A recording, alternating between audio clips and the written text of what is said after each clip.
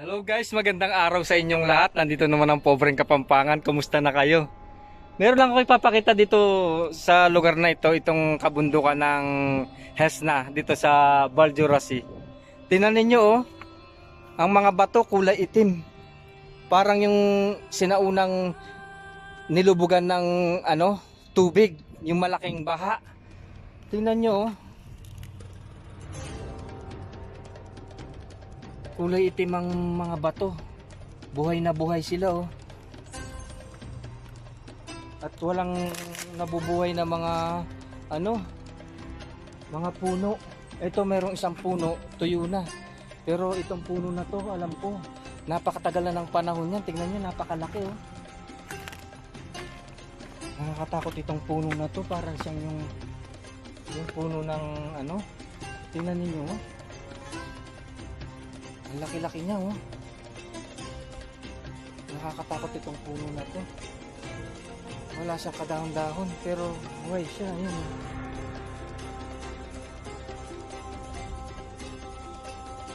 Nakikita nyo? Nakakatakot itong lugar na ito. Ang lalaking mga bato, tipak. Tingnan ninyo oh. Punta pa tayo dito, banda rito. Ayan, para makita nyo rin itong lugar na ito. Dito yung kabundukan ng Hesna.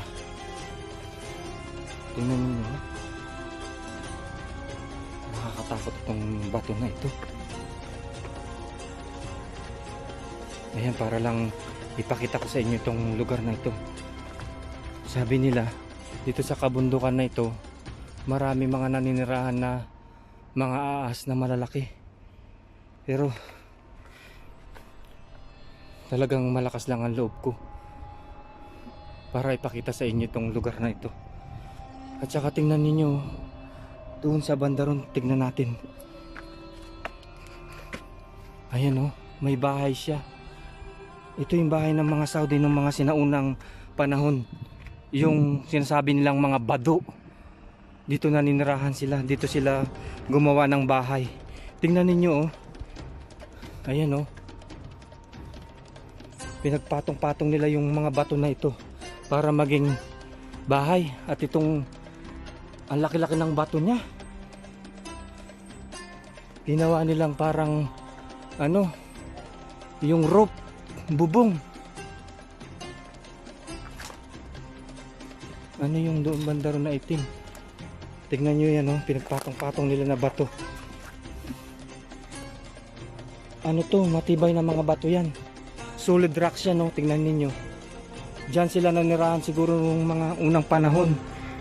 Meron akong natanong na Saudi, sabi nila, itong lugar na ito, 1,000 taon na yan mga nakatatag na yan.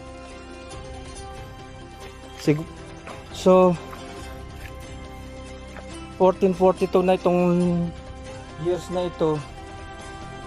So 400 years na yung nakalipas. Ito 1,000 na ang pagkakagawa nito. Tingnan ninyo oh. Nakasandal lang siya na doon sa malaking bato na yan oh. Tapos ito bricks yan, pinagpatong-patong. Tapos ito siguro yung pinakakwarto nila. Tingnan nyo guys, nakikita ninyo? Ayan oh. Nakatakot pero malakas lang talaga ang loob ko para ipakita sa inyo yan oh. Diyan sila naninirahan. Itong bato na yan, napakalaki niyan. Tingnan ninyo oh. Oh. Dito naman parang pinaka nila, salas. Ito wall yan. Ayan oh, pinagpatong-patong nila oh. Nakikita niyo? Dito naman sa side na to, ito napakalaking bato niyan. Ayan oh, inano lang siya. Naka-cover siya na nakatomba doon, tapos ito sa loob. Ayan, diyan sila naninirahan. Baba pa tayo banda rito. Ayan guys. Nakikita niyo yung sa side. Doon sa loob naman yung So baba pa tayo doon para makita niyo pa yung ibang lugar. Ayan, nakakatakot. Ayan, nasa taas ako niya. Yung bahay ng Saudi. Stone Age year pa yan. So baba tayo. Nakakatakot.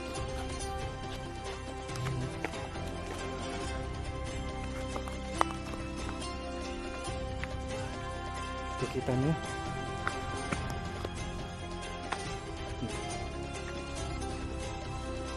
Ayan. Tingnan nyo ang kapaligiran. So akit pa tayo dito sa taas.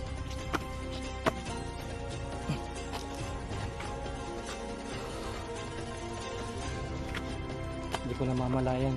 Pataas na ako ng pataas, guys. Dahil dito sa pagbablocks ko, napakadelikado itong pinupuntahan ko na yan. Mga bato yan. Magkamali ka lang, diretso ka sa ibaba niyan. Walang mga tao dito. Ayan o. Parang may mga butas-butas dun o. Tingnan ninyo. Hindi mo alam kung sinong naninirahan dito. Yung malaking ahas o ano pa. Dito yung mga pinanood ko noon na hinakot yung malaking tao, kinain. Pinalupot. Nakakangilabot. Nakakatakot. Bilisan natin para makababa na ako. Umakyat lang ako, guys, para ipakita sa inyo tong Hesna Mountain dito sa Val d'Urasi. Nakikita nyo, pagod na ako nyan. Ayan, guys. Oh. Nakikita nyo yung kalsada doon. Doon ako galing, yung may sasakyan na yun.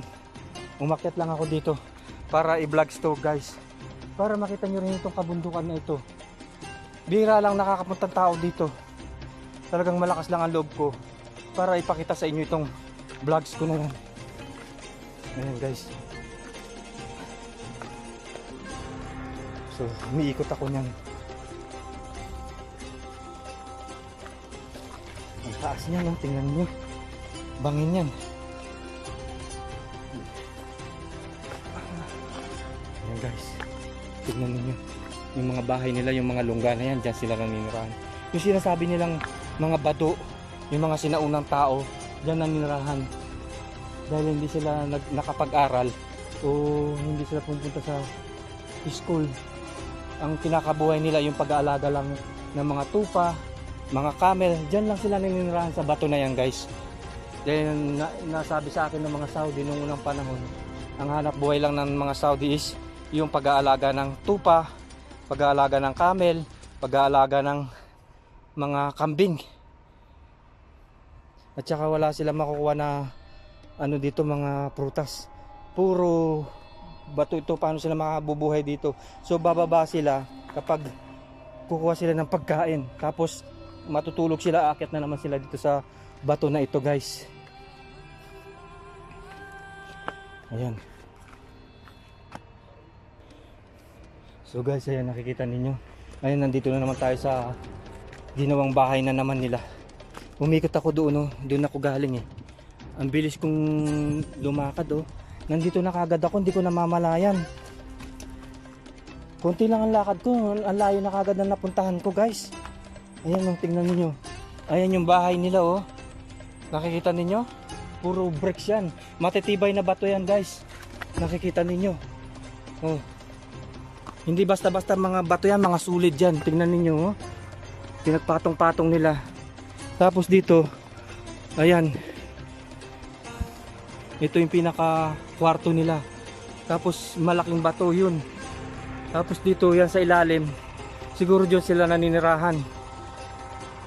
Doon sa taas, hindi pa ako nakapunta ron. Sobrang taas na yun eh. So baba na tayo uli. Ayan, guys. Pababa na ako niyan. Itong tinutungtungan ko na ito. Ito yung pinaka roof nila. Ayan. Sa ilalim nito may bahay din diyan. Nakikita niyo? Oh. Ayun yung mga bakod na yan. Baba tayo.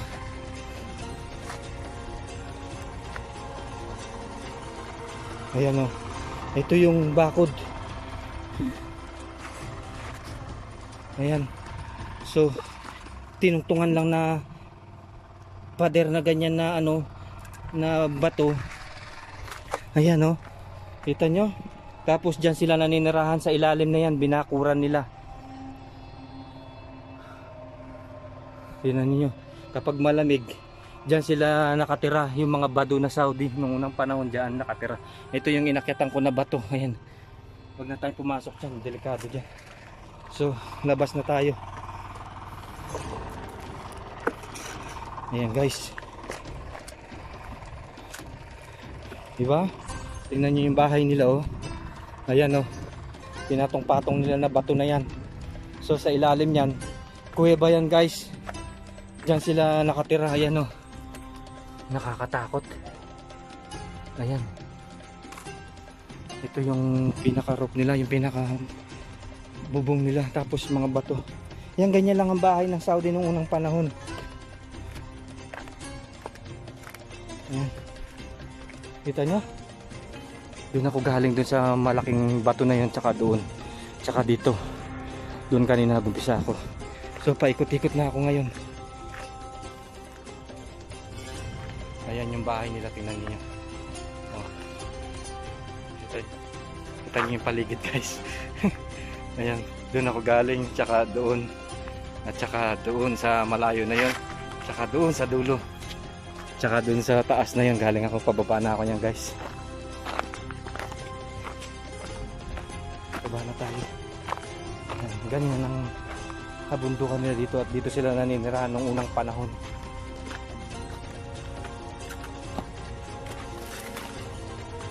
Ayan guys. So kung gusto mo magpahinga dito, ayan, may bato silang pahingaan dito. Ayan o. Ang sarap-sarap magpahinga. Tingnan ninyo. Parang caves oh. Oh, di ba? Impress ko. Napagod ako. Ayan, dito yung Hesna. Pahinga muna ako guys. Ayan, ang ganda-ganda oh. Tingnan ninyo.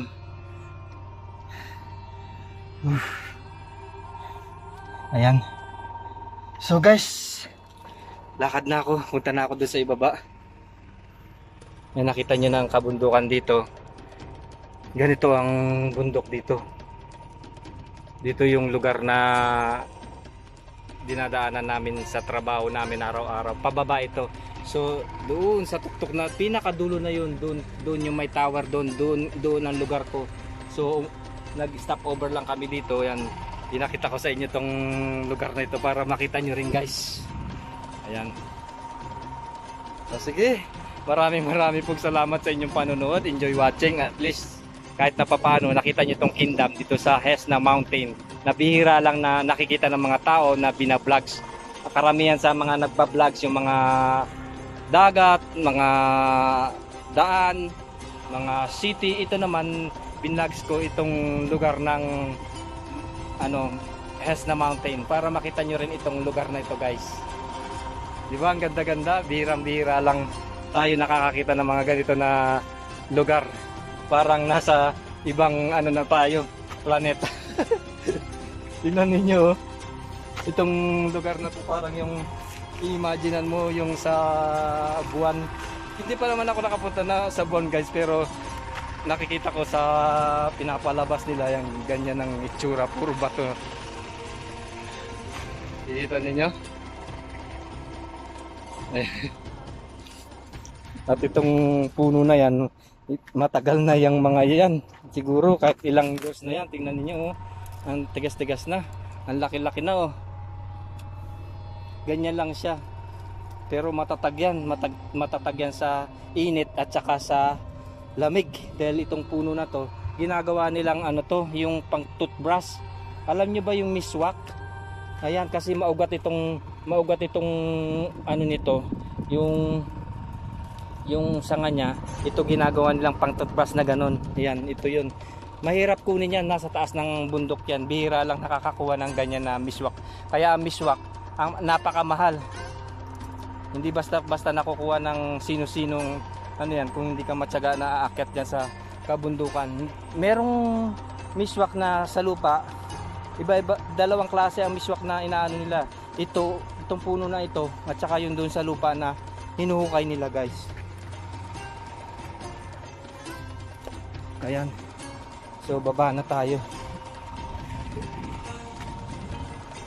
nakakatakot. Tingnan ninyo, curve ang ano, daan. Madulas ako dito, dire-diretso ako sa ibaba. Kailangan mag-ingat tayo. Kaya pala yung mga ano, mga nagba-vlogs, hindi basta-basta na nagba-vlogs. Minsan may mga delikado rin na nakakamatay. Kaya dapat mag-iingat din tayo.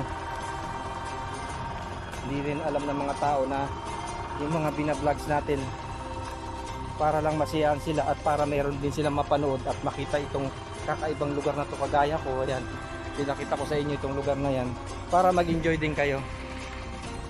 Ayan guys, pababa na ako nyan. Ayan o, ikita ninyo, nakakatakot itong daan na ito. Parang matitibag itong mga bato na to. Dito pa ako bumababa, napakatapang ko, para wala akong safety. Yung nag-hiking, matapang lang ako talaga guys. Wala akong safety na ano, yung iba may mga lubid para makababa at makaakyat dito sa ano na yan, mga bato na ito.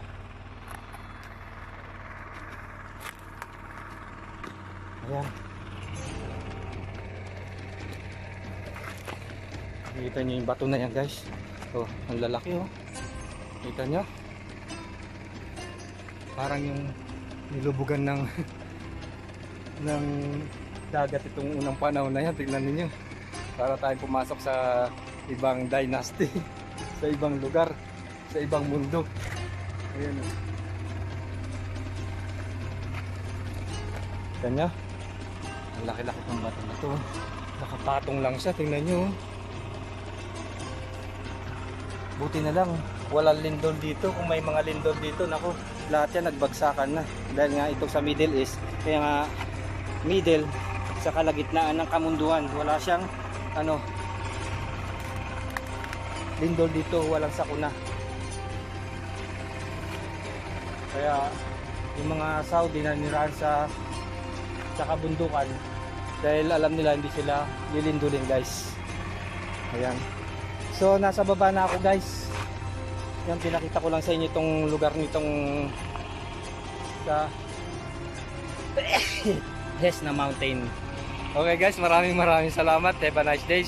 Happy weekend po. God bless po ang Pobreng Kapampangan. Huwag niyo pong kalilimutan subscribe ang aking YouTube channel, Pobreng Kapampangan, and don't forget hit the bell button notification para updated po kayo sa mga video na ina-upload ko. Guys, sige, happy weekend. Enjoy watching. God bless po.